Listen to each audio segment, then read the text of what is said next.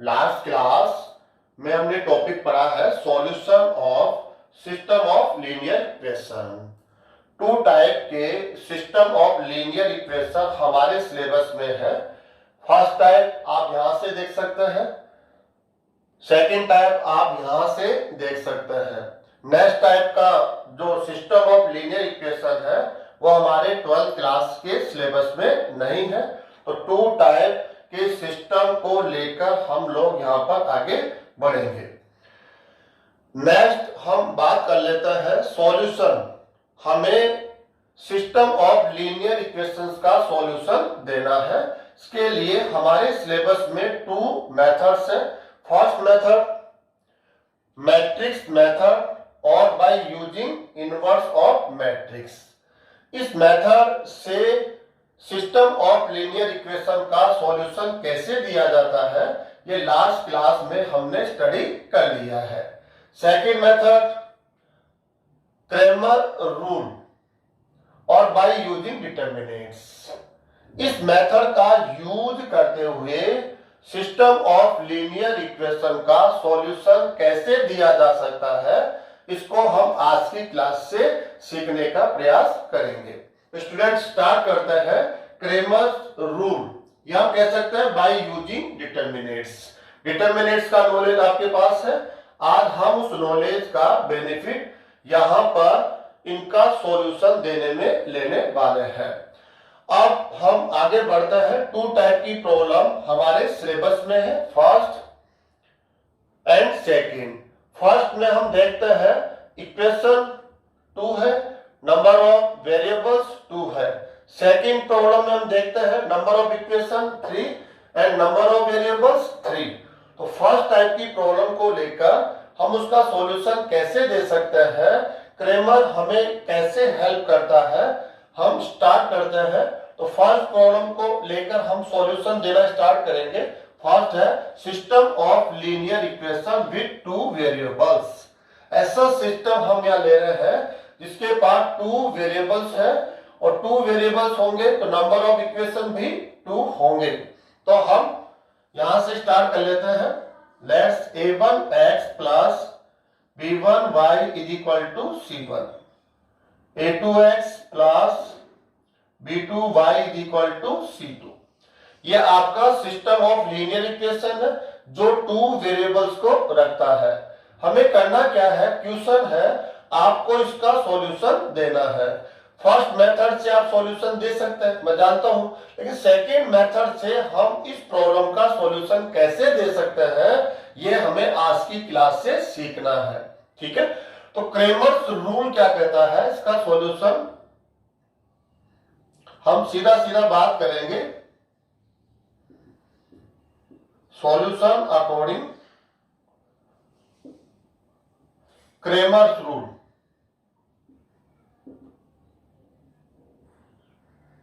Cramer's rule के according इस given problem का सॉल्यूशन क्या होगा, तो हम लिख रहे हैं x is equal to d1 upon d and y is equal to d2 upon d, where d is not equal to 0।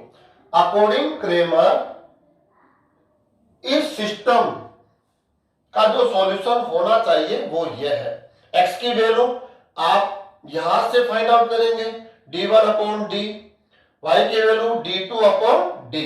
अब क्वेश्चन यह है कि क्रेमर ने हमें x और y की कैलकुलेशन के लिए फॉर्मूला प्रोवाइड करवा दिया, लेकिन जानना यह है d कौन है, d1 कौन है, d2 कौन है। तो क्रेमर इनके बारे में कहता है d आप एक 2 into 2 ऑर्डर का डिटर्मिनेंट है। कैसे हम इसके एलिमेंट्स को यहां पर लेंगे, तो सिंपल सा उन्होंने रूल कहा है, जो ये सिस्टम ऑफ लीनियर इक्वेशन है इसके वेरिएबल्स के कोफिशिएंट ले लीजिए आप, x and y, two variables हैं, उनके कोफिशिएंट आप लेंगे तो उनको लेने से एक डिटर्मिनेंट आपको मिलेगा। इसको क्रेमर ने d से डिनोट किया है। x एंड y के कोफिशिएंट को लेकर जो डिटर्मिनेंट बनता है उसको क्रेमर ने किससे डिनोट किया है, d से। सेकंड क्वेश्चन होता है D1, आप भी एक डिटर्मिनेंट है, तो D1 को कैसे यहां पर लिखा गया है, इसका रूल क्रेमर कहता है कि D1, वन का मीनिंग है फर्स्ट कॉलम, इसका फर्स्ट कॉलम चेंज होगा, हम D की हेल्प से इसको लिखेंगे, लेकिन फर्स्ट कॉलम D के फर्स्ट कॉलम से नहीं लिया जाएगा। हाँ, सेकंड कॉलम में कोई चेंजेस नहीं होगा, तो सेकंड कॉलम के एलिमेंट्स को हम कॉपी कर लेंगे। डी की हेल्प से D1 को लिखना है, तो सेकंड कॉलम के एलिमेंट्स में कोई चेंजेस नहीं होगा, तो हमने कॉपी कर लिया। अब वन का मतलब है इसका फर्स्ट कॉलम डी से कॉपी नहीं होगा, ये चेंज होकर आएगा। तो कैसे आएगा, इसके एलिमेंट्स को हम कैसे लिखेंगे, तो इसके लिए क्रेमर आपको हेल्प करता है। क्रेमर के अकॉर्डिंग जो सिस्टम आपको गिवन है उसमें जो कांस्टेंट्स है C1 एंड C2 को आप यहां पर राइट करेंगे। इसका मीनिंग ये हुआ, जो D का फर्स्ट कॉलम है उसको आप कांस्टेंट से रिप्लेस कर देंगे, C1 एंड C2। ऐसा करने से जो डिटर्मिनेंट आपको मिलता है उसको आप किससे राइट करेंगे, D1 से। D1 से हमने डिनोट कर दिया, नेक्स्ट D2। अब इजी हो गया, आप भी 2 into 2 ऑर्डर का डिटर्मिनेंट है। इसका सेकंड कॉलम चेंज होगा, हम कॉपी कहां से करेंगे, D से। किसकी हेल्प लेंगे, D की, लेकिन सेकंड कॉलम को हम रिप्लेस करेंगे। फर्स्ट कॉलम में कोई चेंजेस नहीं होगा, फर्स्ट कॉलम के एलिमेंट्स आप कॉपी कर लीजिए D से। सेकंड कॉलम को रिप्लेस करना है इससे, कांस्टेंट से। तो कांस्टेंट कौन है, C1 एंड C2। तो स्टूडेंट्स D 2 into 2 ऑर्डर का डिटर्मिनेंट है, एंड D1 एंड D2 भी 2 into 2 ऑर्डर के डिटर्मिनेंट्स है। इनकी वैल्यू को आप फाइंड आउट आसानी से कर सकते हैं। जब आपके पास इनकी वैल्यू आ जाएगी तब आप क्रेमर के जो अकॉर्डिंग फॉर्मूला है x is equal to and y is equal to, इनको ये वैल्यू प्रोवाइड करके आप इस प्रॉब्लम का सॉल्यूशन दे सकते हैं। तो ये तो डायरेक्टली हमें क्रेमर ने कह दिया कि जो प्रॉब्लम आपको दी गई है उसका सॉल्यूशन कैसे दिया जाना है, उसके लिए क्या फॉर्मूला होगा, वो फॉर्मूला क्रेमर ने आपको डायरेक्टली यहाँ पर दे दिया है। जो कैलकुलेशन है वो ऑलरेडी आप यहाँ पर कर सकते हैं। सीखना क्या था यहाँ पर, डी डिटर्मिनेंट को कैसे लिखा जाना है, डी की हेल्प से D1 को कैसे लिखना है, D2 को कैसे लिखना है, तो इसकी प्रैक्टिस स्टूडेंट्स आपको एक बार करनी ही होगी। ठीक है, नेक्स्ट हम लोग अगर आगे बढ़े सोचना चाहे तो हमारे माइंड में क्वेश्चन आ रहा है कि क्रेमर ने ये फॉर्मूला किस लॉजिक के बेस पर दिया है। वो लॉजिक अगर हमें पता हो तो ज्यादा हमें कॉन्फिडेंस मिलेगा इस फॉर्मूले को लेकर एंड इन डिटर्मिनेंट्स को लिखने में। तो हम क्रेमर का जो एक रूल है उसका हम प्रूफ यहां पर देख लेते हैं। Proof of Cramer's rule. Okay students,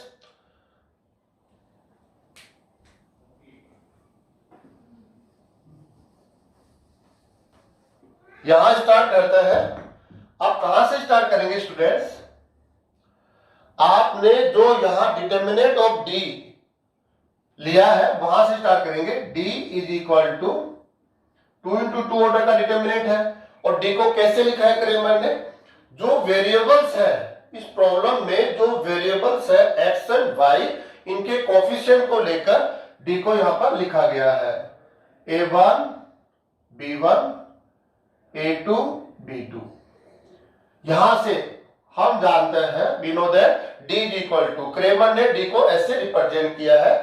next हम इसको x से मल्टीप्लाई करेंगे, बोथ साइड आप x से मल्टीप्लाई कर देंगे, तो रिजल्ट होगा A1 B1 A2 B2। Next step x D is equal to, अब आप जानते हैं डिटर्मिनेंट को x से मल्टीप्लाई करना है, तो आप मल्टीप्लाई करने के रूल्स क्या है, आप किसी भी एक रो से मल्टीप्लाई कर सकते हैं, किसी भी एक कॉलम से मल्टीप्लाई कर सकते हैं। ऑल एलिमेंट के साथ कभी भी डिटरमिनेट में मल्टीप्लाई नहीं किया जाता है, वो मैट्रिक्स में हम लोग करते हैं। लेकिन हमें यहाँ पर चूज करना होगा कि x से हमें डिटरमिनेट को मल्टीप्लाई करना है, तो हम किस कॉलम से मल्टीप्लाई करना चाहते हैं या किस एक रो से, तो हम फर्स्ट कॉलम को चूज करेंगे। ऐसा करने से हमें बेनिफिट होगा जो टाइम के साथ आपको समझ में आएगा। तो a1x a2x students, second column के एलिमेंट्स में कोई चेंजेस आपको नहीं मिलेगा। नेक्स्ट आप कह सकते हैं xd, इसमें हम छोटा सा एक कॉलम में ऑपरेशन यूज करेंगे। ऑपरेशन क्या है, जो ये फर्स्ट कॉलम है उसको हम c1 से राइट करेंगे, c1 प्लस yc2। ये जो ऑपरेशन है वो हम फर्स्ट कॉलम में यूज करने वाले हैं। ऐसा करने से क्या होगा स्टूडेंट्स, देखिए आप c1 को क्या लिखना है, c1 प्लस yc2, c2 को y से मल्टीप्लाई करना है और c1 में ऐड कर देना है। जो आपको वैल्यू मिलती है उसे फर्स्ट कॉलम में आपको राइट करना है। तो फर्स्ट कॉलम क्या बनेगा, a1x plus yb1 a2x plus yb2। Student second column में कोई चेंजेस नहीं मिलेगा। Next xd is equal to, students आप इस एलिमेंट्स की वैल्यू को गिवन सिस्टम से देख सकते हैं। a1x plus b1y is equal to c1 and a2x plus b2y is equal to c2। यहां से इनकी वैल्यू को आप सिंप्लीफाई कर सकते हैं, सिंपल फॉर्म में यहां राइट कर सकते हैं। इस डिटरमिनेंट को क्रेमर ने d1 से डिनोट किया है students, xd is equal to d1। जो ये डिटरमिनेंट मिला है उसको क्रेमर ने किससे डिनोट किया है, d1 से। आप देख भी लीजिए, जो आपका d है इसके फर्स्ट कॉलम को कांस्टेंट के साथ क्या कर दिया गया है, रिप्लेस। सेकंड कॉलम में कोई चेंजेस नहीं है, इसी को क्रेमर ने d1 से डिनोट किया है। स्टूडेंट नेक्स्ट यहां से x की वैल्यू फाइंड आउट करेंगे, देन d1 अपॉन d, आपको x की वैल्यू यहां से मिल जाएगी। तो अब आपको समझ में आया होगा कि क्रेमर ने हमें जो फॉर्मूला दिया है वो किस आधार पे दिया है, उसके पीछे का बेस क्या है, लॉजिक क्या है। ऐसे स्टूडेंट्स हम लोग next y is equal to ला सकते हैं, यहीं से स्टार्ट करना पड़ेगा। d is equal to determinant of a1 b1 a2 b2, both side y से मल्टीप्लाई करेंगे students, a1 b1 a2 b2। y से मल्टीप्लाई करने पर आप जानते हैं आपको किसी एक रो एंड कॉलम को चूज करना पड़ेगा। तो हम सेकंड कॉलम को चूज कर रहे हैं,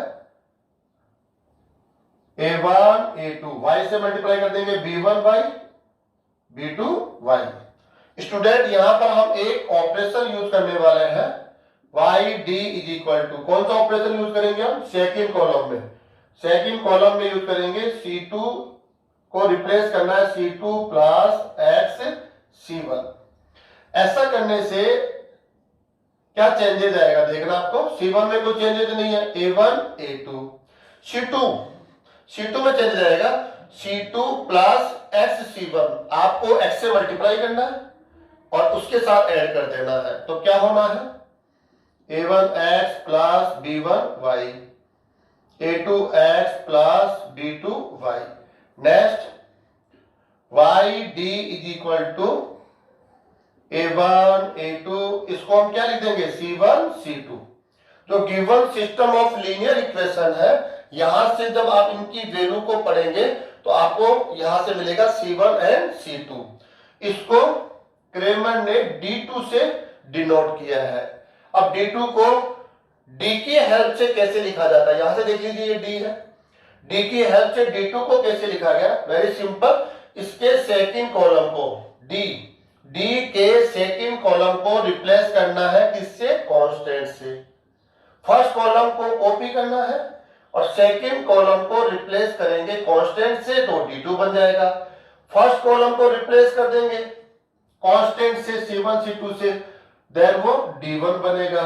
तो स्टूडेंट्स यहां से आपको क्या मिलता है, YD is equal to D2, then Y is equal to D2 upon D।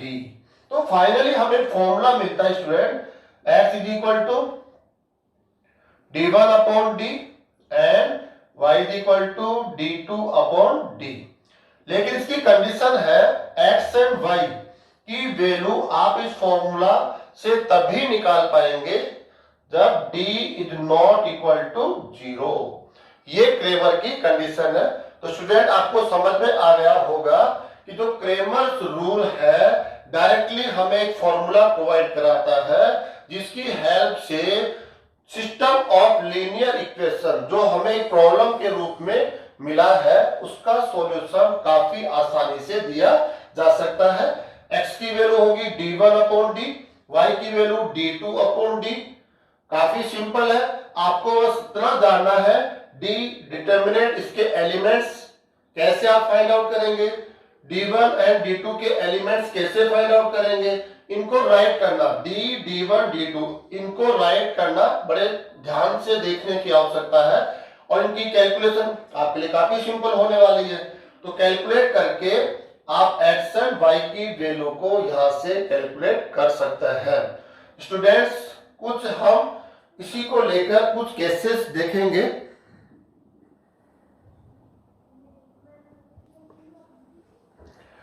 Student case first,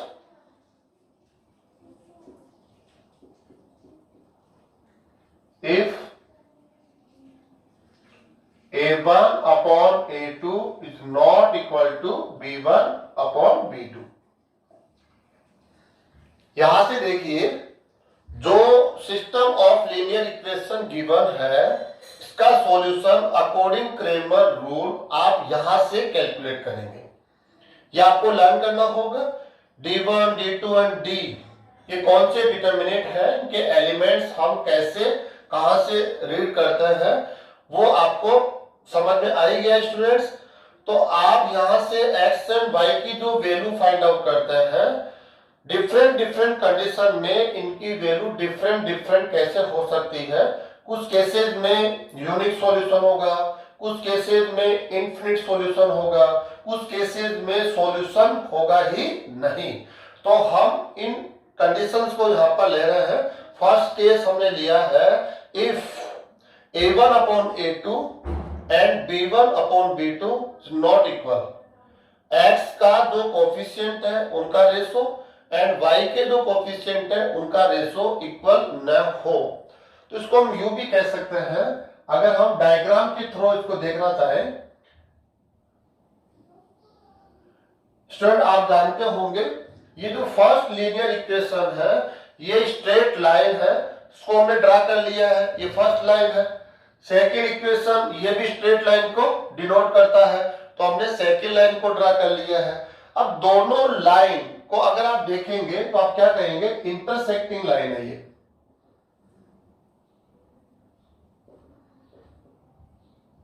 intersecting lines है जो सिंगल पॉइंट के ऊपर इंटरसेक्ट करती है। सिंगल पॉइंट पे इंटरसेक्ट करना हमारे लिए काफी इंपॉर्टेंट है, इसी से हम इसका आंसर देने वाले हैं। दो लाइन जो आपको सिस्टम में गिवन है, आपको सॉल्यूशन जानना है कि इस प्रॉब्लम के कितने सॉल्यूशन है, तो आपको कॉमन पॉइंट्स को काउंट करना होगा। इन दोनों लाइन के कॉमन पॉइंट्स को आप काउंट करके ये बता सकते हैं कि इनके सॉल्यूशन कितने होने हैं।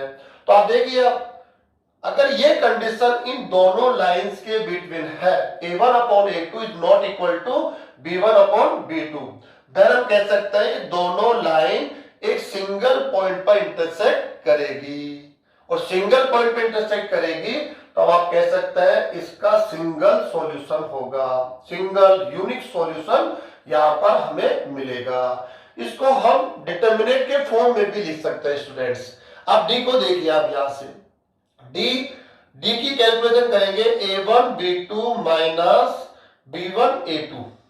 यहां से आप डी की कैलकुलेशन करेंगे A1 B2 minus B1 A2। यहां से आप क्रॉस कीजिए, आप A1 B2 B1 A2, इस टर्म को लेफ्ट साइड में लेकर आइए तो क्या मिलेगा आपको, A1 B2 minus B1 A2 not equal to 0। तो हम कह सकते हैं ये जो D की वैल्यू है यहां पर हम लोगों को क्या मिल रही है, और D is not equal to 0। अगर आप डिटर्मिनेंट की हेल्प से इस केस को स्टडी करना चाहते हैं तो आप D is not equal to 0 से आप ये कंडीशन यहां समझ सकते हैं। ये भी आप राइट कर सकते हैं जो ऑलरेडी आपने प्रीवियस क्लासेज में स्टडी कर लिया है। आप यहां के अकॉर्डिंग देखेंगे D is not equal to 0। यहां से आप D की वैल्यू कैलकुलेट कीजिए और फिर आप यहां से रिजल्ट को जब मैच करेंगे तो आप कहेंगे A1 B2 is not equal to A2 B1। जिस टर्म को लेफ्ट साइड में हम लोग ट्रांसफर करते हैं तो हमें क्या मिलेगा, A1 B2 minus A2 B1 not equal to 0। उसको हम D बोल देंगे, नॉट इक्वल टू 0। जब D नॉट इक्वल टू 0 होगा देन दोनों लाइन सिंगल पॉइंट पर इंटरसेक्ट करेगी, और सिंगल पॉइंट में इंटरसेक्ट करेगी then we can say that, हम क्या कह सकते हैं इसको देखकर हमें रिजल्ट बोलना है। फर्स्ट हमें बोलना पड़ेगा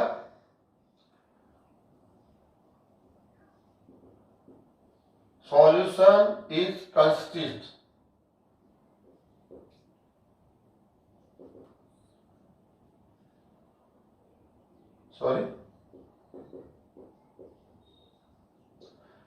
कंसिस्टेंट।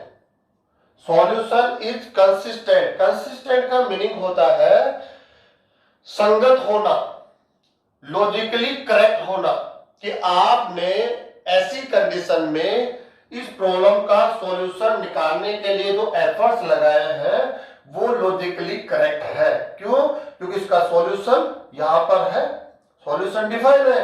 तो आप सॉल्यूशन के लिए आगे जा रहे हैं तो इसमें कोई आपके सामने समस्या नहीं होनी चाहिए। उसको बोलते हैं संगत होना, कंसिस्टेंट।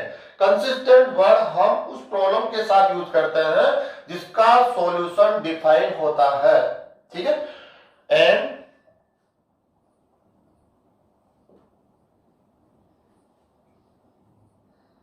सिस्टम कितने सॉल्यूशन रखेगा, ये यूनिक सॉल्यूशन। सिंगल पॉइंट के ऊपर इंटरसेक्ट कर रहे हैं तो यहां पर कितने सॉल्यूशन होंगे, यूनिक सॉल्यूशन होगा। अब तो यूनिक सॉल्यूशन होगा तो डिपेंडेंट होगा, इंडिपेंडेंट होगा, तो कहेंगे इंडिपेंडेंट। सिस्टम हैज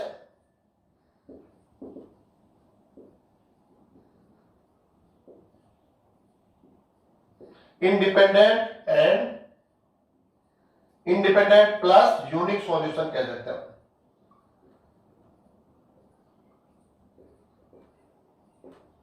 स्टूडेंट्स इस कंडीशंस को आपको हमेशा माइंड में रखना पड़ेगा।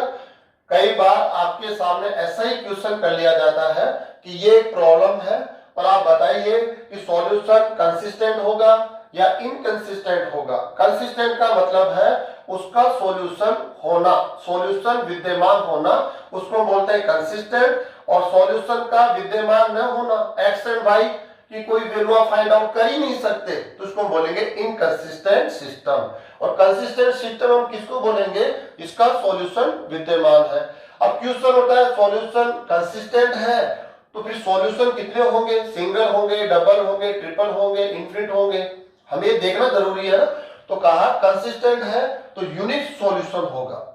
कितना सॉल्यूशन होगा, यूनिक, सिंगल सॉल्यूशन। और सिंगल सॉल्यूशन हम कहां से दे सकते हैं, यहां से देख लीजिए आप, दोनों लाइन सिंगल पॉइंट पे इंटरसेक्ट कर रही है तो आपको सिंगल सॉल्यूशन मिलेगा, इंडिपेंडेंट सॉल्यूशन होगा। कितने सॉल्यूशन होंगे, इंडिपेंडेंट। स्टूडेंट अगर आप इसको लर्न भी नहीं कर सकते हैं तो हमारे पास जो फॉर्मूला है इसकी हेल्प से भी आप आंसर दे सकते हैं। यहां से देखिए आप, इसको सिंपल करके हम लिखते हैं d into x is equal to d1 and d into y is equal to d2। यहां से देख लीजिए आप, यहां से भी आप ये रिजल्ट यहां पर बोल सकते हैं, काफी सिंपल होगा।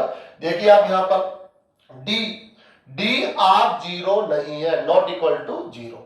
अब सोचिए जीरो नहीं है तो कोई भी आप यहाँ डी की वैल्यू ले लीजिए, जैसे मैंने ले लिया 4 और मुझे x लेना है, और d1 कुछ भी ले सकता है, कोई भी रियल नंबर ले सकता है, d1 पर कोई कंडीशन नहीं है, लेकिन d not equal to 0, d 0 नहीं ले सकते, d1 तो 0 भी ले सकता है, अदर कोई नंबर भी ले सकता है। तो मैंने यहां पर ले लिया एग्जाम्पल 8, d1 क्या ले लिया मैंने 8। अब समझिए आप, x की वैल्यू आपको चूज करनी है जो इसको सेटिस्फाई करे, चूज कीजिए, इजी है। 2, x की वैल्यू क्या लेंगे आप 2, 4 इंटू 2 इज इक्वल टू 8, तो x की वैल्यू आप 2 लेते हैं तो इसको सेटिस्फाई कर देती है। और सेकंड, x की कोई सेकंड वैल्यू लीजिए जो इसको सेटिस्फाई करे, 2 के अदर आपको सेकंड वैल्यू 4, 5, 6, 7, 1/2, -2 एनी बोल स्टूडेंट, तो आप कहेंगे ऐसी अदर कोई वैल्यू है ही नहीं जो इसको सेटिस्फाई करे। तो सिंपल सा हमें एक यहां पर लॉजिक मिल गया, इस इक्वेशन को x की सिंगल वैल्यू सेटिस्फाई करती है, इसका मतलब x की सिंगल वैल्यू आपको मिलेगी। ऐसे आप y को चेक कर सकते हैं, y की भी सिंगल वैल्यू मिलेगी, और सिंगल वैल्यू जब मिलती है तो हम कहते हैं यूनिक सॉल्यूशन होगा। स्टूडेंट काफी आसान है, इसको लर्न करने की कहीं ज्यादा आवश्यकता नहीं होनी चाहिए। जो फॉर्मूला आप लोगों ने यहाँ पर इसको स्टडी किया है उसकी हेल्प से हम बता सकते हैं सॉल्यूशन सिंगल होगा, सॉल्यूशन इनफिनिट होगा या नो सॉल्यूशन होगा। काफी सिंपल है, d नॉट इक्वल टू 0, तो कोई भी हमने एग्जांपल d की वैल्यू 4 ले लिया, x है यहाँ पर, d1 कुछ भी ले सकता है, d1 पे कोई कंडीशन नहीं है, हमने 8 ले लिया। अब x की वैल्यू आपको इमेजिन करनी है जो इसको सेटिस्फाई करती है, कितनी वैल्यू सेटिस्फाई करती है, तो आप कहेंगे सिंगल वैल्यू है, करंट में हम उसको 2 कहेंगे, 4 इंटू 2 इज इक्वल टू 8, तो हम कहते हैं x इक्वल टू 2, तो सिंगल वैल्यू आपको x की मिल रही है। ऐसे ही सिंगल वैल्यू आपको y की मिलेगी, तो हम क्या कह सकते हैं, हम कह सकते हैं, इसको भी y को भी आप चेक कर लीजिए, इसको हमने 4 ले लिया है, y है, इसको हम कह देते हैं जिससे 12 है एज एग्जांपल, तो y की कौन सी वैल्यू होगी 3 के अलावा आप और कोई वैल्यू बता सकते हैं, आप नहीं बता सकते, तो हम कह सकते हैं यहां पर यूनिक सॉल्यूशन होगा, यूनिक सॉल्यूशन। और यूनिक सॉल्यूशन होता है वो इंडिपेंडेंट होता है। इंडिपेंडेंट कैसे होगा, एग्जांपल इसको भी समझ लीजिए, जैसे यहां से हमें x की वैल्यू क्या मिल रही है 2, यहां से y की वैल्यू में क्या मिल रही है 3, तो x 2 है जो कांस्टेंट है, ये किसी पर डिपेंड नहीं करता है, ये कभी चेंज होगा ही नहीं। y इज इक्वल टू क्या है 3, ये भी एक कांस्टेंट है, तो इसको बोलते हैं इंडिपेंडेंट। डिपेंडेंट कौन से होता है ये भी देखना जरूरी है, x is equal to 2k plus 1, y is equal to 3k, ऐसे देख लीजिए आप, x किस पर डिपेंड कर रहा है k पर, तो x डिपेंडेंट हो गया। क्या y किस पर डिपेंड कर रहा है k पर, k चेंज होगा तो x एंड y अपनी वैल्यू को चेंज करेंगे। तो अगर ऐसी कंडीशन कहीं मिल जाती है डिपेंडेंट सॉल्यूशन कहते हैं, लेकिन करंट में आप देख रहे हैं यूनिक सॉल्यूशन है, और यूनिक सॉल्यूशन कभी भी डिपेंडेंट सॉल्यूशन नहीं होता है, ये इंडिपेंडेंट सॉल्यूशन होता है। तो स्टूडेंट्स आपने समझ लिया होगा a1 upon a2 is not equal to b1 upon b2, जिसको हम d नॉट इक्वल टू 0 से भी लिख सकते हैं, जब दोनों कंडीशंस में से हम कह सकते हैं ये हो या ये हो, दोनों सेम कंडीशन है, ये वाला डायग्राम बनेगा, आप दोनों लाइंस को रिप्रेजेंट कर रहे हैं, दोनों लाइन इंटरसेक्ट करेगी सिंगल पॉइंट पर, तो हम कहेंगे यूनिक सॉल्यूशन होगा। और यूनिक सॉल्यूशन ऑलवेज इंडिपेंडेंट होता है, ये किसी भी वेरिएबल पर डिपेंडेंट नहीं है, इंडिपेंडेंट। और कंसिस्टेंट का मीनिंग है कि आप इसका सॉल्यूशन दे पा रहे हैं, इसका सॉल्यूशन एग्जिस्ट करता है, इसलिए सिस्टम को क्या बोलेंगे, कंसिस्टेंट सिस्टम कहेंगे। Case checking students, if a1 upon a2 is equal to b1 upon b2, आप दोनों इक्वल हो, x का जो कोफिशिएंट है उनका रेशो एंड y के जो कोफिशिएंट है उनका रेशो इक्वल हो, देन आपको कांस्टेंट का कोफिशिएंट इसकी हेल्प लेनी पड़ती है, कांस्टेंट का जो कोफिशिएंट आ जाएगा c1 अपॉन c2।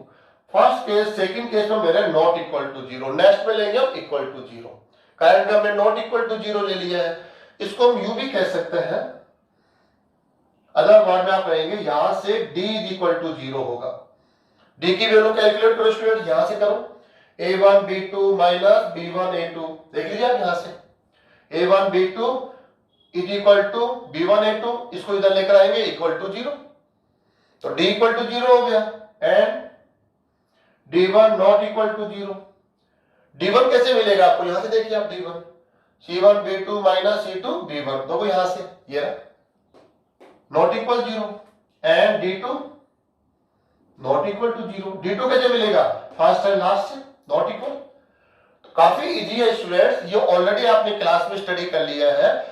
प्रेजेंट में हम इसको d के फॉर्म में, डिटरमिनेंट के फॉर्म में इस कंडीशन को कैसे लिख सकते हैं वो हम देख रहे हैं। जब हम इन दोनों लाइंस के डायग्राम को ड्रा करेंगे तो आप कहेंगे कि डायग्राम कैसे होंगे, ऐसे होंगे।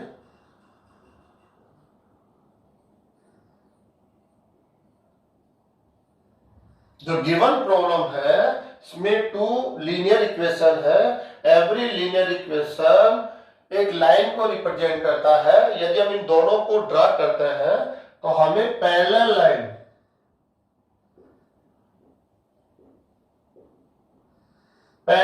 मिलती है। और जब पैरेलल लाइंस मिलती है तो आप देखिए इसका सॉल्यूशन का मीनिंग है common points, number of common points उनका सॉल्यूशन होता है। तो आप देखिए आप दोनों लाइन के लिए कितने कॉमन पॉइंट्स यहां पर है, तो कहेंगे सिंगल पॉइंट भी नहीं है, ऐसा कोई पॉइंट नहीं है जो इस लाइन पर भी हो और इस लाइन पर भी हो, दोनों पर कोई कॉमन पॉइंट है ही नहीं। इसका सिंपल सा मीनिंग है इसका कोई सॉल्यूशन नहीं होगा। देन हम क्या कहेंगे इसमें, सिस्टम का मीनिंग हमेशा ये होता है सिस्टम ऑफ लीनियर इक्वेशन, ठीक है। System is inconsistent,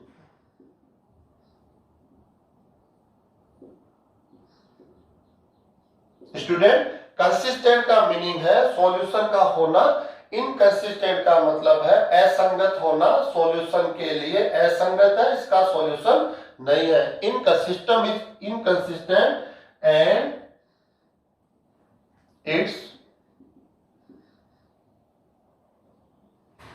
it has solution, no solution।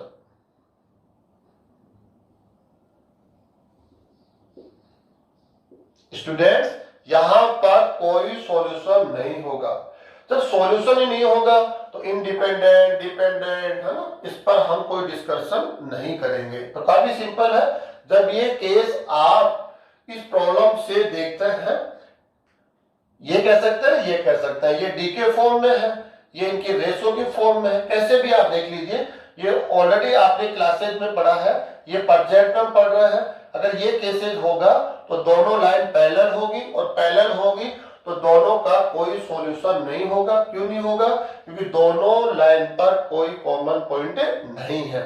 Student इसको हम यूं भी समझ सकते हैं, कैसे समझ सकते हैं, जो आपने सॉल्यूशन का फॉर्मूला पढ़ा है dx is equal to d1 dy is equal to d2, यहां से भी आप इसको देखकर ये वाला आंसर दे सकते हैं। कैसे स्टूडेंट्स, d की वैल्यू क्या लेंगे आप 0, x ले लेंगे आप। अब d1 को आप कुछ भी ले सकते हैं। एग्जांपल मैंने ले लिया, 0 नहीं ले सकते, जैसे ले लिया मैंने 5, क्या ले लिया मैंने स्टूडेंट्स 5 ले लिया है।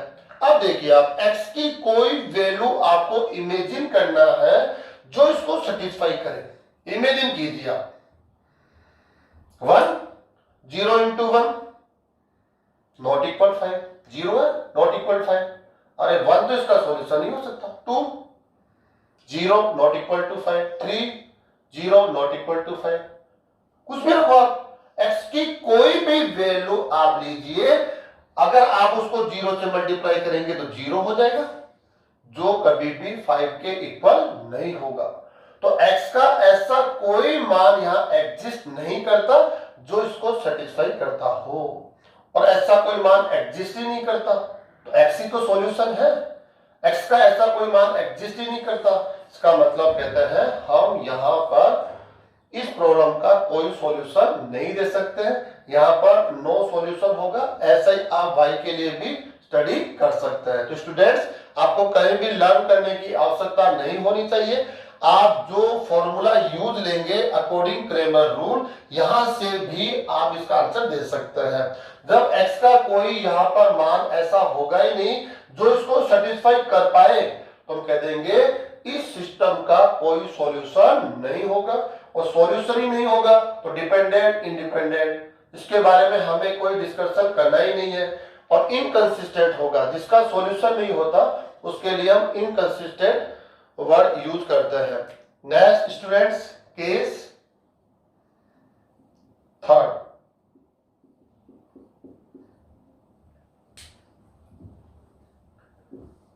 लास्ट केस स्टूडेंट्स, if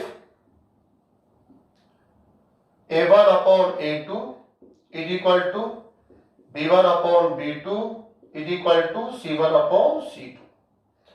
अगर इसको आप डिटर्मिनेंट के फॉर्म में लिखेंगे तो आप क्या कहेंगे, d is equal to 0 and यहां से इनको क्रॉस करेंगे 0 आएगा स्टूडेंट। d को आप यहां से देख सकते हैं, d कौन है, क्रॉस कर लो, आप यहां से देखेंगे 0 आ जाएगा। a1 b2 is equal to b1 a2, term को लेफ्ट साइड में लाएंगे equal to 0 and d1 equal to 0।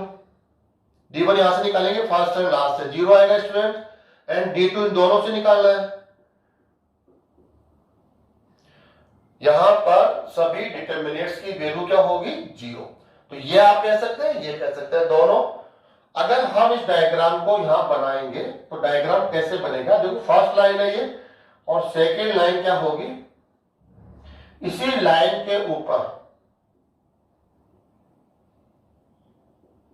ये साइड सेकेंड लाइन हो जाएगी। अब आपको ये देखना है स्टूडेंट्स, कितने पॉइंट्स पर ये लाइन इंटरसेक्ट कर रही है। देखिए जब कितने पॉइंट्स पर ये दोनों लाइन इंटरसेक्ट कर रही है, तो आप कहेंगे इनफिनिट पॉइंट्स के ऊपर। और जितने पॉइंट्स पर दोनों लाइन इंटरसेक्ट करती है उतने ही उस प्रॉब्लम के सॉल्यूशन होंगे, तो हम कहेंगे इसके इनफिनिट सॉल्यूशन होंगे। अगर ये कंडीशन इस प्रॉब्लम में हमें मिलती है, इस सिस्टम ऑफ लीनियर इक्वेशन से हमें ये कंडीशन देखने को मिलती है, तो ये वाला डायग्राम स्टूडेंट्स आपको मिलेगा। Then we can say system is consistent.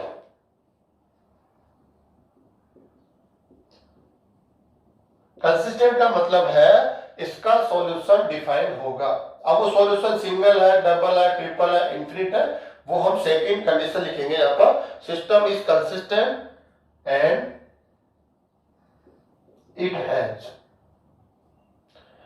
अब बताइए आप, डिपेंडेंट सॉल्यूशन होंगे इंडिपेंडेंट, तो यहां पर होंगे dependent.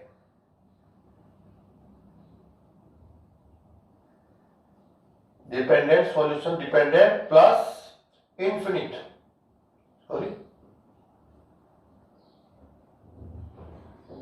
Solution. Students, dependent plus infinite solution.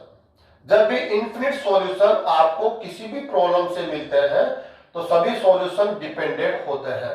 Dependent कैसे होंगे, जैसे x की वैल्यू हो जाएगी 2k प्लस 5, तो x किस पर डिपेंडेंट है, k पर। y की वैल्यू हो जाएगी 3k, तो किस पर डिपेंडेंट है भाई, k पर। तो ये डिपेंडेंट सॉल्यूशन कहलाते हैं। और कितने सॉल्यूशन होंगे, इनफिनिट। अगर आप डायग्राम से देखेंगे तो आप आराम से समझ पाएंगे इनफिनिट सॉल्यूशन होंगे। तो किस पे डिपेंडेंट करेंगे, किसी भी एक वेरिएबल पे डिपेंड करेंगे, k हो सकता है, लैम्डा हो सकता है, ऐसे हो सकता है। स्टूडेंट इसको यूं भी समझ सकते हैं, कैसे समझ सकते हैं, यहां से समझ सकते हैं। देखिए आप लोग, हमारा जो फॉर्मूला है x d is equal to d1 and y d is equal to d2। अब आप देखिए यहां पर d की वैल्यू क्या लेनी है, 0, d1 भी क्या लेना है, 0। आप देखिए आप x into 0 is equal to 0। अब आपको x की वैल्यू को इमेजिन करना है जो इसको सेटिस्फाई करे। तो आप कहेंगे x की वैल्यू अगर मैं 1 लेता हूं तो सेटिस्फाई करता है, 2 भी सेटिस्फाई करता है, 3 भी सेटिस्फाई करता है, 4 भी सेटिस्फाई करता है, 5 भी सेटिस्फाई करता है, -1, -2, -3, 1/2, 3/4, √2, कुछ भी ले लीजिए आप स्टूडेंट्स, 0.1 एक्स वाई जेड, तो हम कहेंगे x की जो भी रियल वैल्यू हम यहाँ लेते हैं, अगर हम इसको 0 से मल्टीप्लाई करेंगे तो इक्वल टू क्या मिलेगा, 0। तो हम कह सकते हैं इस प्रॉब्लम का जो सॉल्यूशन है, नंबर ऑफ सॉल्यूशन इनफिनिट होंगे। कितने सॉल्यूशन होंगे स्टूडेंट्स, इनफिनिट सॉल्यूशन होंगे। ऐसा आप यहां से देख सकते हैं। तो कहीं भी आपको लर्न करने की आवश्यकता नहीं होगी।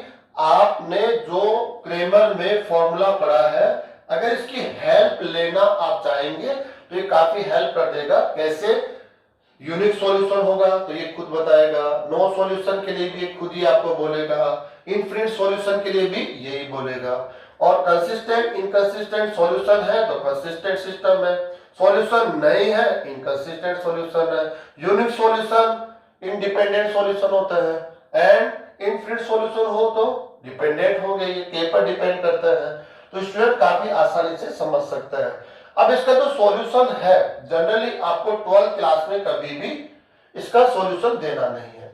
नो सॉल्यूशन, वहां तो सॉल्यूशन है ही नहीं, तो सॉल्यूशन आप देंगे भी कहां से। लेकिन इनफिनिट सॉल्यूशन जब किसी प्रॉब्लम में है तो आपको इनफिनिट सॉल्यूशन नहीं देने होते हैं। फिर भी आपके माइंड में ये हो कि अगर देना पड़े तो हम कैसे देंगे। तो सिंपल है, इसका सॉल्यूशन कैसे दिया जाता है, आपको लेना पड़ेगा let z is equal to k। ये स्ट्रेस लेना होता है आपको। z की जो वैल्यू है वो आप k ले सकते हैं, k बिलोंग्स टू r। आप कोई भी एक रियल नंबर है, z की वैल्यू आप k ले लीजिए। आप यहां रखिए, आप z की वैल्यू, सॉरी z तो है ही नहीं ना, पर y, सॉरी y की वैल्यू आप क्या ले लेंगे, k। नेक्स्ट में जो हम लोग पढ़ेंगे वहां z लेंगे, प्रेजेंट में y लेंगे। y की वैल्यू यहां से क्या लिखेंगे, k। तो x की वैल्यू किस में मिलेगी आपको, k में।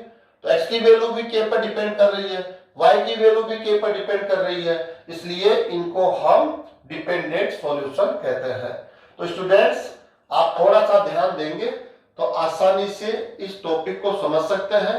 क्रेमर रूल के अकॉर्डिंग प्रॉब्लम का सॉल्यूशन कैसे दिया जा सकता है, तो बहुत सिंपल है। अगर आप यहां नहीं जाना चाहते हैं तब भी 12th क्लास में एक बड़ी समस्या आपको नहीं होगी।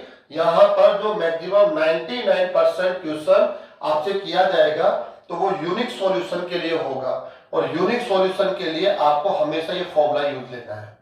अगर मैं यहां कहूं, यहां हमने राइट नहीं किया है, then we can say that solution is consistent and system has independent plus unique solution। जब भी यूनिक सॉल्यूशन हो तब आपको क्रेमर का ये वाला फॉर्मूला यूज लेना है। यूनिक सॉल्यूशन में ये फॉर्मूला यूज लेना है। 99% क्वेश्चन में आपको यूनिक सॉल्यूशन ही मिलेगा, इसलिए आपको ये फॉर्मूले की रिक्वायरमेंट होगी, और हर बार आप ये फॉर्मूला यूज लेके इस प्रॉब्लम का सॉल्यूशन दे देंगे। नो सॉल्यूशन में कोई फॉर्मूले की आवश्यकता नहीं है। इनफिनिट सॉल्यूशन के अंदर कभी भी हम ये फॉर्मूला यूज नहीं लेते हैं। इनफिनिट सॉल्यूशन निकालना सबसे सिंपल है।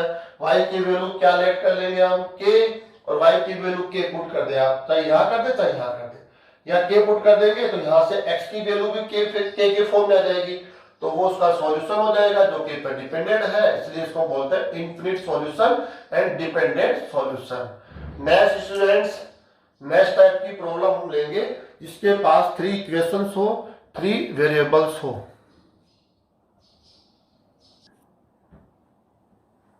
नेक्स्ट प्रॉब्लम हमने स्टूडेंट्स ली है। आप ऐसा सिस्टम है जिसके पास 3 इक्वेशंस है, 3 वेरिएबल्स है, देन क्रेमर्स रूल के अकॉर्डिंग इस प्रॉब्लम का सॉल्यूशन क्या होगा, and by using determinants.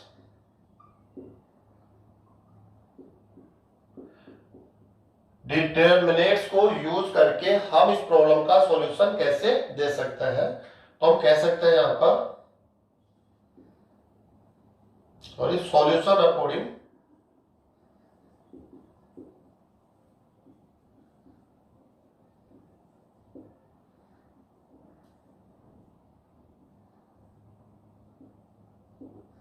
Cramer's rule.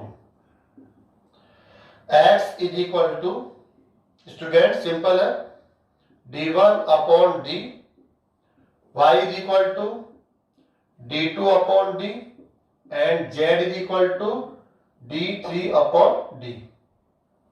यहां पर एक स्टेप हम आगे बढ़ेंगे पहले हम x एंड y की वैल्यू कैलकुलेट कर रहे थे, अब यहाँ 3 वेरिएबल्स है, z is equal to d3 upon d। तो सिंपल सॉल्यूशन है where d is not equal to 0। d की वैल्यू यदि 0 होगी तब आप इस फॉर्मूला का यूज सॉल्यूशन के लिए नहीं करेंगे। अब हमें देखना है कि d, क्रेमर ने d को कैसे लिखा है, तो काफी सिंपल है, d is equal to 3 into 3 order का एक डिटर्मिनेंट है स्टूडेंट्स, 3 इंटू 3 ऑर्डर। कैसे लिखना है d को, यहां से लिखना है।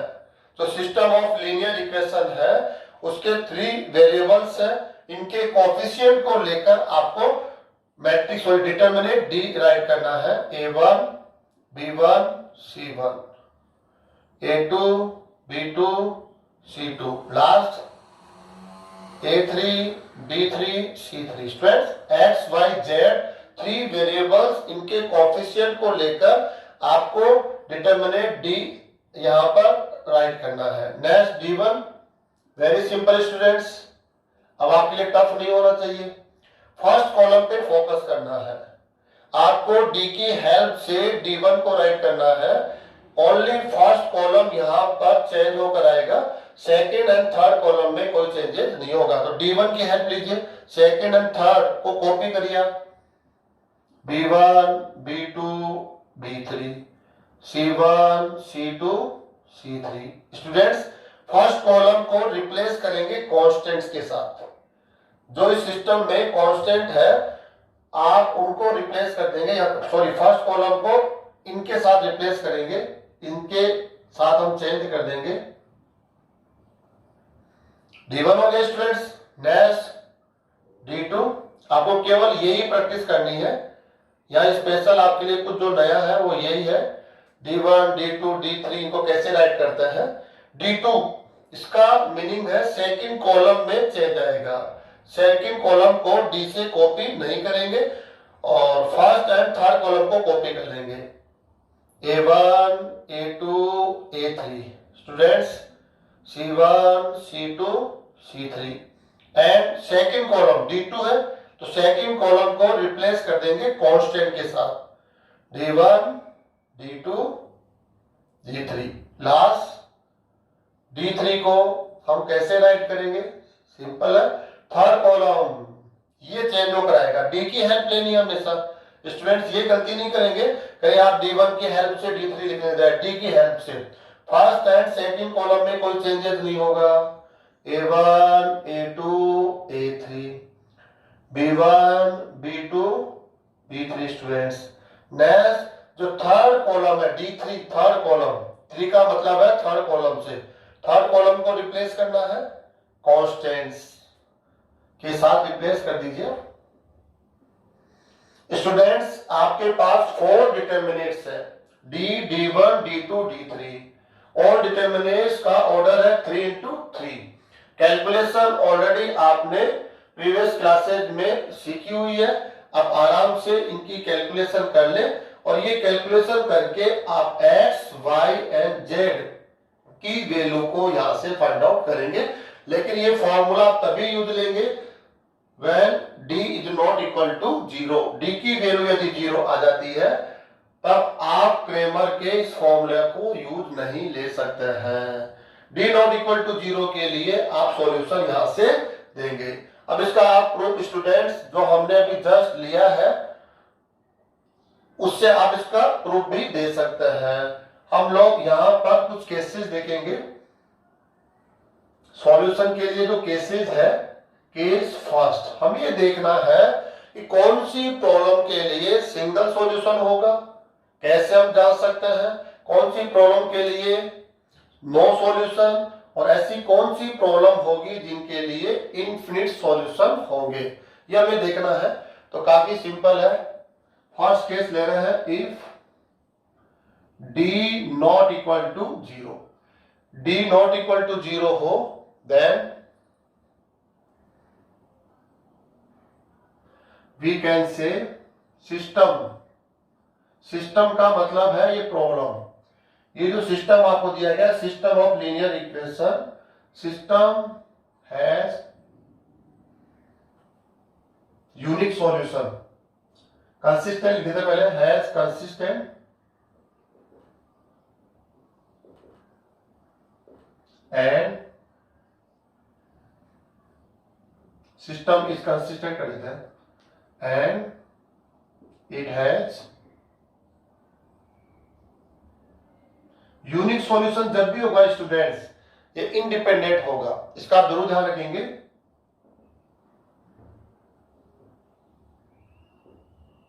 इंडिपेंडेंट प्लस यूनिक सॉल्यूशन, इसका आप विशेष ध्यान रखेंगे। कंसिस्टेंट का मतलब होता है अगर कोई भी सिस्टम आपको दिया गया है उसका यूनिक सॉल्यूशन हो, इन्फिनिट सॉल्यूशन हो, तो उस सिस्टम को हम कंसिस्टेंट सिस्टम कहते हैं। और नो सॉल्यूशन हो, कोई सॉल्यूशन है ही नहीं, उसे बोलते हैं इनकंसिस्टेंट सिस्टम। तो d नॉट इक्वल टू 0 होने पर इस सिस्टम को हम कंसिस्टेंट सिस्टम बोलेंगे। और कंसिस्टेंट सिस्टम में तो डेफिनेट उसका सॉल्यूशन होगा, प्रेजेंट में इंडिपेंडेंट सॉल्यूशन होंगे एंड यूनिक सॉल्यूशन होगा। यूनिक सॉल्यूशन सिंगल सॉल्यूशन होगा जो इंडिपेंडेंट होगा। इंडिपेंडेंट का मतलब हो गया x की वैल्यू 5 है जो किसी पे डिपेंड नहीं करती है, y की वैल्यू -7 है जो भी इंडिपेंडेंट है, z की वैल्यू 0 है वो भी क्या है, इंडिपेंडेंट है। तो सिंगल सॉल्यूशन जब भी होता है, यूनिक सॉल्यूशन जब होता है, तब आप उसे इंडिपेंडेंट सॉल्यूशन कहते हैं। अगर आपको ये समझ में नहीं आ रहा है कि ये कैसे लिख दिया गया, तो लर्न करना पड़ेगा। तो स्टूडेंट्स इसके लिए आपको कोई लर्न नहीं करना है, कोई एफर्ट्स नहीं करना है, आप यहां से हेल्प ले सकते हैं। जो क्रेमर का फॉर्मूला है उसकी हेल्प ले सकते हैं। यहां से हम क्या लिखेंगे, dx is equal to d1, dy is equal to d2 and dz is equal to d3। यहां से देख सकते हैं स्टूडेंट्स क्रेमर फॉर्मूला। यहां से अगर थोड़ा सा आप टाइम देकर सोचेंगे तो आप आराम से ये वाला रिजल्ट दे सकते हैं। कैसे, आप d की वैल्यू 0 नहीं ले सकते, तो कोई भी वैल्यू आप ले लीजिए। जैसे हमने ले लिया यहाँ पर 5, x सही है, और मैंने यहाँ पर ले लिया है 15। सिंपल ले रहे हैं हम लोग, आप डिफिकल्ट फॉर्म भी ले सकते हैं 15। d1 तो कुछ भी हो सकता है, d1 पे कोई कंडीशन नहीं है, 0 भी ले सकते हैं। अब आप यहाँ पर x की वैल्यू को इमेजिन करेंगे जो इसको सेटिस्फाई करे, तो आप कहेंगे सिंगल वैल्यू है 3, ओनली 3 इस इक्वेशन को सेटिस्फाई करेगा। 3 के अलावा आप बताओ ऐसा कोई वैल्यू नहीं होगा जो इसको सेटिस्फाई करे, तो हम कह देंगे x की केवल सिंगल वैल्यू इस इक्वेशन को सेटिस्फाई करती है। ऐसे y की सिंगल वैल्यू, ऐसे या z की सिंगल वैल्यू सेटिस्फाई करेगी। और जब सिंगल वैल्यू यहाँ पर है तो हम कहेंगे इस प्रॉब्लम का यूनिक सॉल्यूशन होगा। और यूनिक सॉल्यूशन हमेशा इंडिपेंडेंट सॉल्यूशन होता है, और जब सॉल्यूशन होता है तो इस सिस्टम को हम कंसिस्टेंट सिस्टम कहते हैं। तो स्टूडेंट कहीं भी इसको लर्न करना मैं नहीं समझता जरूरी है, आप आराम से जो क्रेमर का फॉर्मूला है उसकी हेल्प लेंगे तो ये रिजल्ट दे पाएंगे। आप ऐसा नहीं कि इसको लर्न करेंगे फिर इसको लिखेंगे, नहीं, कहीं भी जरूरत नहीं पड़ रही है। केस सेकंड हम लोग ले लेते हैं यहां पर, case second if d is equal to 0, d आप 0 है एंड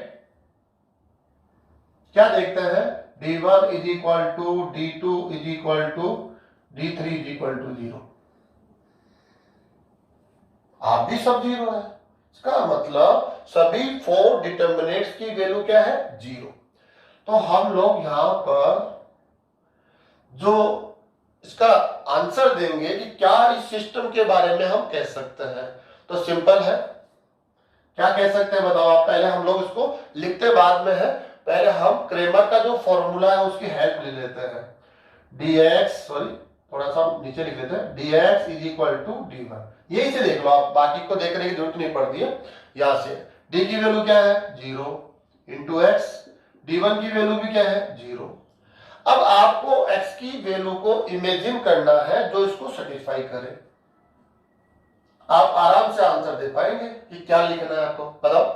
हम कहेंगे 1 भी सेटिस्फाई करता है, 2 भी करता है, 3 भी करता है, -1 -2 -3, 1/4 3/4 -1/2 √3 √5, कुछ भी ले लीजिए। x का कोई भी हम रियल नंबर लेते हैं तो इसको सेटिस्फाई करता है। इसका मतलब क्या हुआ, इस प्रॉब्लम, ऐसी कंडीशन में इस प्रॉब्लम के कितने सॉल्यूशन होंगे, इनफिनिट सॉल्यूशन। कितने सॉल्यूशन होंगे स्टूडेंट्स, इनफिनिट सॉल्यूशन होंगे। और इनफिनिट सॉल्यूशन होता है वो डिपेंडेंट होता है, x के पर डिपेंड करेगा, y भी के पर डिपेंड करेगा, z भी के पर डिपेंडेंट करेगा। तो डिपेंडेंट सॉल्यूशन होंगे, इनफिनिट सॉल्यूशन होंगे। और जब सॉल्यूशन होते हैं तो सिस्टम को हम बोलते हैं कंसिस्टेंट सिस्टम। और सॉल्यूशन हो ही नो सॉल्यूशन हो, इनकंसिस्टेंट सिस्टम, उसको हम कहते हैं देन हमें कहना पड़ेगा system is consistent and it has dependent d plus infinite solution।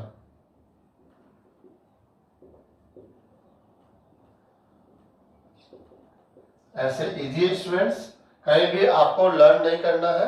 ये कंडीशन है, ये कंडीशन को आप अपने फॉर्मूले पर अप्लाई कीजिए। अप्लाई करते आपको x की वैल्यू का पता चलेगा कि x की कितनी वैल्यू है, नंबर ऑफ x कितने होंगे जो इसको सेटिस्फाई करेगा। तो आपको पता चला कि x बिलोंग्स टू r, कोई भी आप वैल्यू r से ले लीजिए, इसको सेटिस्फाई कर रहा है तो इनफिनिट सॉल्यूशन होंगे। इनफिनिट सॉल्यूशन होंगे तो किस पर डिपेंडेंट होंगे, सॉल्यूशन होंगे। कैसे होंगे डिपेंडेंट, ये भी आप देख सकते हैं। यहां पर हमें क्या करना पड़ेगा, जब भी इसका सॉल्यूशन देना हो तो इसका सॉल्यूशन कभी भी हम इस फॉर्म जैसे नहीं देने वाले स्टूडेंट्स, ये ध्यान रखेंगे। इसका सॉल्यूशन हम देंगे z इज इक्वल टू के। आपको z इज इक्वल टू क्या ले लेना है, k ले लेना है। और z की वैल्यू यहां पर क्या पुट करनी है आपको, k। ओके स्टूडेंट्स, जब z की वैल्यू k पुट कर लेते हैं देन आपके पास x एंड y में 3 इक्वेशंस है। तो एनी 2 इक्वेशंस को आप सॉल्व करके x की वैल्यू निकाल लो, वो भी k पे डिपेंड करेगी, y की वैल्यू निकाल लो, वो भी k पर डिपेंड करेगी। तो आप कहेंगे x y z जो किस पर डिपेंडेंट है, k पर। इसलिए जो सॉल्यूशन होंगे वो डिपेंडेंट सॉल्यूशन होंगे। कभी भी डिपेंडेंट सॉल्यूशन को क्रेमर के इस रूल के थ्रू हम कैलकुलेट नहीं करते हैं। ये फॉर्मूला केवल और केवल यूनिक सॉल्यूशन में यूज किया जाएगा। आप ध्यान रखें, यहां यूज किया जाएगा d1 upon d and y is equal to d2 upon d and z is equal to d3 upon d। ध्यान रखेंगे जो क्रेमर ने फॉर्मूला दिया है वो केवल यूनिक सॉल्यूशन में यूज लेना है। इनफिनिट सॉल्यूशन जब भी हो तब आप z की वैल्यू क्या कर लेंगे, k, और k को आप यहां पुट कर देंगे। देन आपको 3 इक्वेशंस x एंड y के फॉर्म में आप मिलेंगे। एनी 2 इक्वेशन को सॉल्व करेंगे तो x एंड y की वैल्यू भी किस में मिलेगी, k के फॉर्म में, और z k में है। इसलिए आप कह सकते हैं ये डिपेंडेंट सॉल्यूशन है और इनफिनिट सॉल्यूशन होंगे। k belongs to r, k change होगा, बिलोंग्स टू r 1 2 3 5 4, तो इनफिनिट सॉल्यूशन यहां पर होंगे। Next and last students, third, if d is equal to 0 and students हम क्या लिखने वाले हैं यहां पर, एटलीस्ट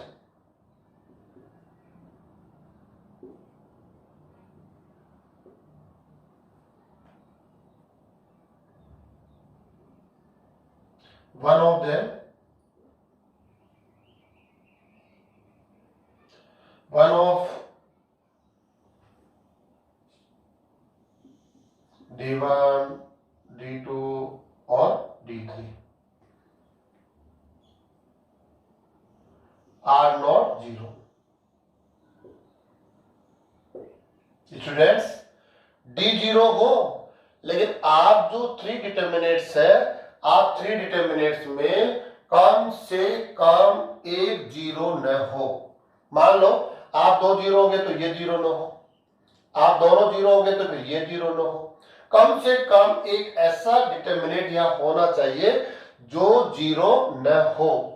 देन वी कैन से, आप क्या कह सकते हैं, पहले आप इसके बारे में हम लोग यहां से जानकारी ले लेते हैं। कैसे होगा, dx is equal to d1। यहां से स्टूडेंट्स हमेशा यहां से देख सकते हैं, इसे आपको लर्न नहीं करना पड़ेगा।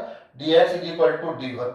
अब यहां पर आप देखिए d की वैल्यू क्या है 0 x।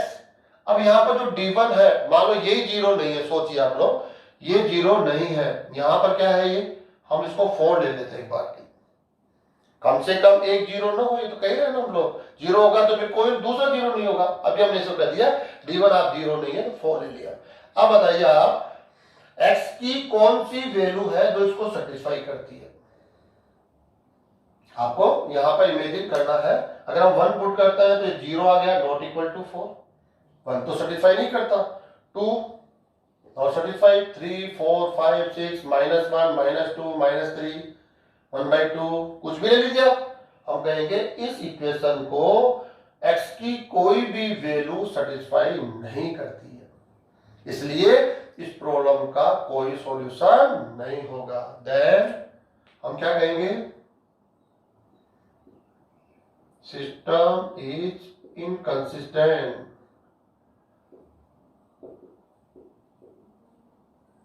इनकंसिस्टेंट हम तब यूज करते हैं जब उसका कोई सॉल्यूशन न हो, एंड इट हैज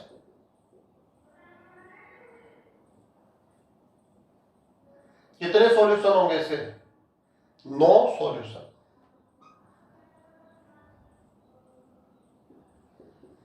इसका कोई सॉल्यूशन नहीं होगा, और जब सॉल्यूशन ही नहीं होगा तो फिर डिपेंडेंट इंडिपेंडेंट है ना, इसके बारे में तो यहां पर हमें लिखना भी नहीं है। तो काफी सिंपल है स्टूडेंट्स। अब हम एक एग्जांपल लेकर इस क्रेमर रूल को समझ लेते हैं। स्टूडेंट हमने एक एग्जांपल लिया है सिस्टम ऑफ लीनियर इक्वेशन, जिसके पास 2 वेरिएबल्स है और हमें क्या करना है, क्वेश्चन है solve the system of linear equation by Cramer's rule और बाय यूजिंग डिटरमिनेंट्स।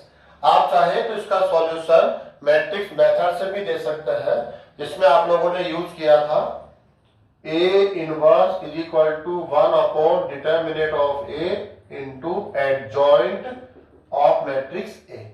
आप इसकी हेल्प से भी A इनवर्स की जो हेल्प है वहां से आप A इनवर्स निकाल लेंगे, finally x is equal to A inverse into B। यहां से भी इस प्रॉब्लम का सॉल्यूशन दे सकते हैं, जिसमें आप मैट्रिसेस का यूज करते हैं, इसलिए इसको आप मैट्रिक्स मेथड भी कह सकते हैं। इसमें A इनवर्स मैट्रिक्स का यूज हो रहा है, इसलिए बाय यूजिंग इनवर्स मैट्रिक्स भी हम इस मेथड को कहते हैं। प्रेजेंट में हम इस प्रॉब्लम का सॉल्यूशन बाय क्रेमर रूल से देंगे, तो हम इसका सॉल्यूशन दे रहे हैं अकॉर्डिंग क्रेमर रूल। आप जानते हैं x is equal to d1 upon d and y is equal to d2 upon d, where d is not equal to 0। ये फॉर्मूला आप केवल इस केस में यूज लेंगे, d नॉट इक्वल टू 0, और जब d नॉट इक्वल टू 0 होता है तब यूनिक सॉल्यूशन आपको मिलेगा, और यूनिक सॉल्यूशन में ही आप इस फॉर्मूले को यूज करेंगे।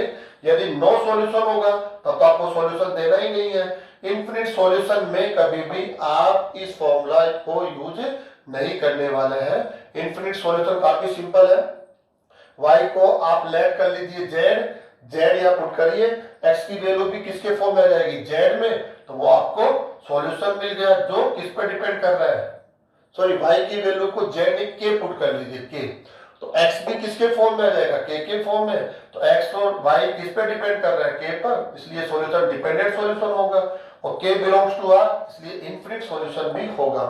यूनिक सॉल्यूशन के लिए आपको ये वाला फॉर्मूला यूज लेना है d is equal to, d को आपको यहां पर लिखना है d कैसे लिखते हैं हम लोग, x एंड y के कोएफिशिएंट से d को हम जनरेट करेंगे 2 5 3 2।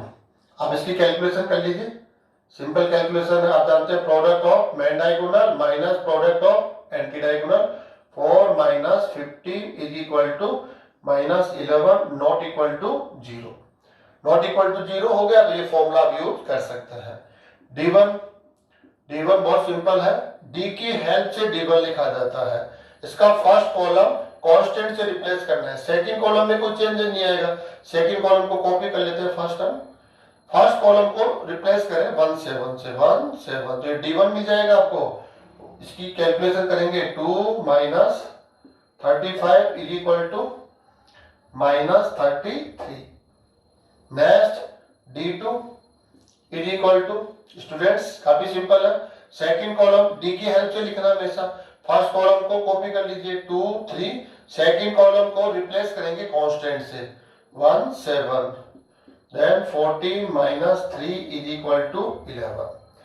अब आपको तीनों डिटर्मिनेंट्स यहां पर मिल गए हैं, अब फॉर्मूला अप्लाई करेंगे, x is equal to d1 upon d is equal to d1 की वैल्यू है minus 33 upon minus 11 is equal to 3, y is equal to d2 upon d is equal to 11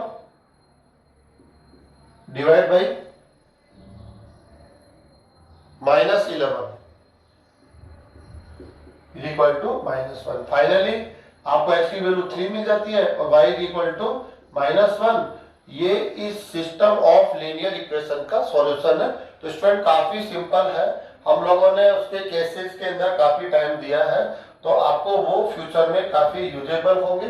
present में आपको उससे उतना फायदा नहीं होगा, आपको डायरेक्टली ये प्रैक्टिस करनी है। सिंपल सा फॉर्मूला है, आप इसको लर्न कर लीजिए और D1 D2 इनको राइट करना सीख लीजिए। कैलकुलेशन ऑलरेडी आपको आती है, वैल्यू कैलकुलेट करके आप इसको प्रोवाइड कर देंगे तो इस सिस्टम का सॉल्यूशन आपको मिल जाएगा। तो स्टूडेंट्स आज की इस क्लास को हम यहीं पर समाप्त करते हैं, नेक्स्ट क्लास में हम नए टॉपिक के साथ मिलेंगे। Thank you students.